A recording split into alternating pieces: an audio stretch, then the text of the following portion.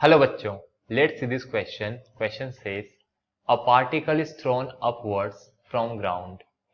It experiences a constant resistance force which can produce retardation 2 meter per second square. The ratio of time of ascent to time of descent is g equal 10 meter per second square. Options 1:1, root of 2/3, 2/3, root of 3/2. Key concept. Second equation of motion.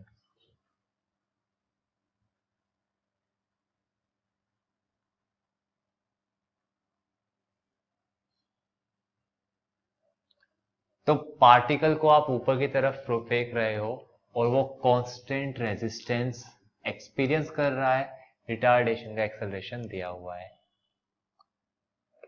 Late the retardation produced by resistive force is a. तो जो retardation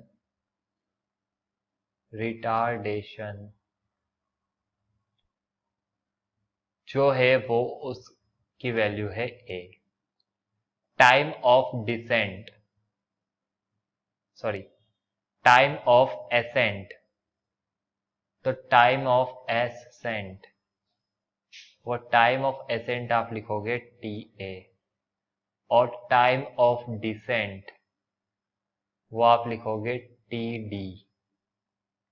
if particle rises up to height h for upward motion, अगर particle किसी h height पे पहुंच रहा है तो upward motion के लिए आप क्या लिखेंगे?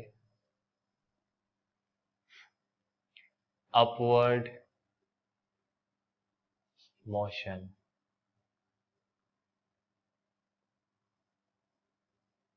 पार्टिकल को फेंका गया है तो अपवर्ड मोशन के लिए we can write that the acceleration will be g plus a. Acceleration हो जाएगा g प्लस ए. और डाउनवर्ड मोशन के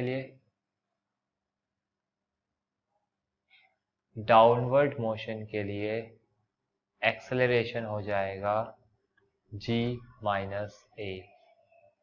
From the second equation, as we know that s equal ut plus half a t square.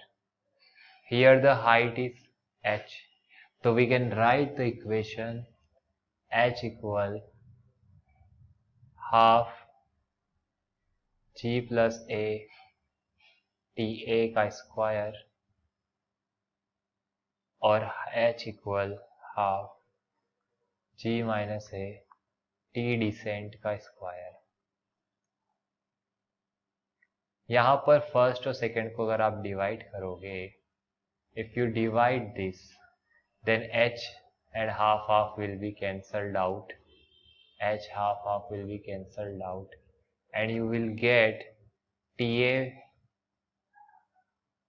by td, ta square by td square, which is g minus a by g plus a, right? So ta by td you will get under root of g minus a की value है 2, g plus a की value क्या है 2, question में दिया हुआ है, तो ये रूट ऑफ आ जाएगा 2/3. This will be your answer. Answer option b. This is your answer. I hope you understood the solution very well. Best of luck. Thank you.